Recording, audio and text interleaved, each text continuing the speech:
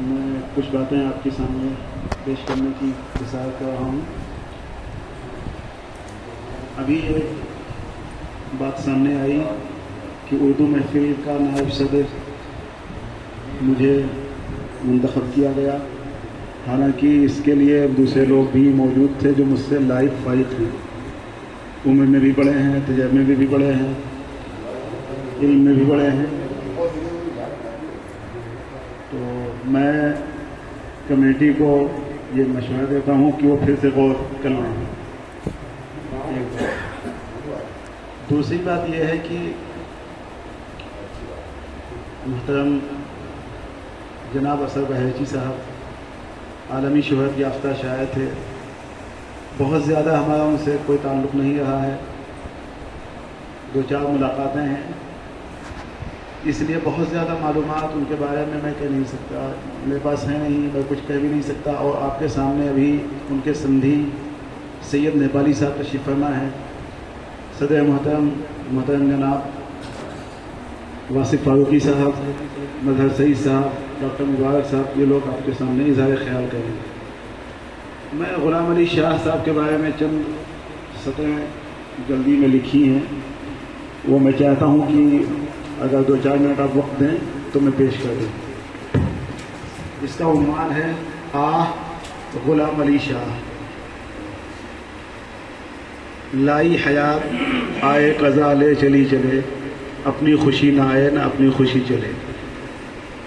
موت ایک اٹل حقیقت اور دنیاوی زندگی کی ایک حتمی منزل ہے، جس پر غم ہونا ایک فطری چیز ہے، لیکن یہ بھی ایک حقیقت ہے کہ موت اگر ایک زندگی کا خاتمہ کرتی ہے تو دوسری نئی زندگی کا آغاز بھی موت سے ہوتا ہے۔ اسی طرح یہ بھی ایک حقیقت ہے کہ موت سے کسی بھی فرد بشر کو بچنا نہیں ہے، حتیٰ کہ انبیاء کی ذات بھی اس سے مستثنیٰ اور علیحدہ نہیں، اور نہ صرف انسان بلکہ دنیا کی ہر چیز کو ایک نہ ایک دن فنا ہو جانا ہے، کسی کو بھی یہاں دوام اور بقا نہیں۔ انسان کو چاہیے کہ خیال قضا رہے، ہم کیا رہیں گے جب نہ رسول خدا ہے۔ لیکن انہی جانے والوں میں کچھ ہستیاں اور شخصیتیں ایسی بھی ہوتی ہیں جن کے دنیا سے جانے سے آنکھیں اشکبار اور دل صدمے سے نڈھال ہو جاتا ہے، جن کے رخصت ہو جانے سے ایسا معلوم ہوتا ہے کہ یہ خلا کبھی پورا نہیں ہو سکے گا۔ پھر جب رخصت ہونے والا کوئی اپنا ہوتا ہے جس کے ساتھ کچھ یادیں وابستہ ہوتی ہیں تو اس کی موت کا صدمہ خود موت جیسا تکلیف دہ اور نہایت اذیت ناک ہوتا ہے۔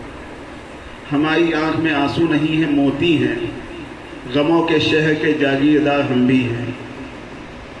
ایسے ہی فقید المثال شخصیات میں غلام علی شاہ بھی ہیں، جو صرف ایک ادیب، شاعر، افسانہ نگار اور ناظم نہیں تھے، بلکہ وہ ایک سچے اور اچھے انسان تھے، جنہوں نے انسان دوستی کی ایسی مثالیں پیش کی ہیں جس کی نظیر ملنا فی زمانہ ناممکن نہیں تو مشکل ضرور ہے۔ بہیج کی ادبی افق کا نہایت تابناک مہتاب، جس کی ضیاء پاشیوں کے آگے بہت سے ادیبوں، شاعروں اور ناظموں کی آنکھیں خیرہ ہو گئی، جس نے اپنی عمر کا ایک اچھا اور بیش قیمت وقت اردو زبان و ادب کی خدمت کے لیے قربان کر دیا، جو ادھوری تھی مکمل وہ کہانی کر دی۔ اے غزل ہم نے تیرے نام جوانی کر دی۔ ناچیز کو مرحوم غلام علی شاہ سے زیادہ استفادہ کا موقع نہیں ملا، صرف چند ملاقاتیں نصیب ہوئیں جو انہیں پڑھنے اور سمجھنے کے لیے کافی ہیں۔ البتہ ان کے احباب و متعلقین کی زبانی سنا اور جانا کہ وہ بچپن ہی سے ادبی مزاج رکھنے کے ساتھ معاصر شعراء و ادبا کی تخلیقات پر تنقیدی نظر رکھتے تھے اور اپنی بیش قیمت رائے دیتے تھے۔ حامد بہیجی کے درج ذیل شعر سے انہیں خیال پیش کرتا ہوں کہ خشک ہوتے نہ جو آنکھوں سے سمندر حامد، آنسوؤں سے تیری تصویر بناتے جاتے۔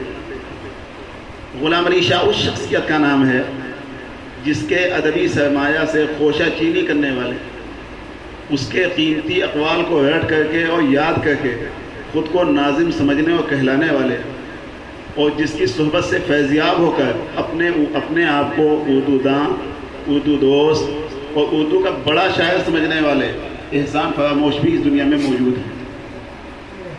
ہم پھول ہیں گلشن کو سجانے میں لگے ہیں، کچھ لوگ ہیں جو آگ بجھانے میں، آگ لگانے میں لگے ہیں۔ اب زیادہ تفصیل کا وقت نہیں ہے، ناظم کی طرف سے اور بانی تنظیم کی طرف سے یہ تاکید کی گئی ہے کہ کم وقت لیا جائے. میں اس لیے اتنی باتوں پر اپنی بات ختم کرتا ہوں. اللہ سے دعا گو ہوں کہ اللہ تعالیٰ مرحوم کی بال بال مغفرت فرمائے, احباب متعلقین پسماندگان کو صبر جمیل عطا فرمائے. آمین یا رب العالمین. ہمارے اردو محفل کے اردو محفل کے ہمارے ساتھ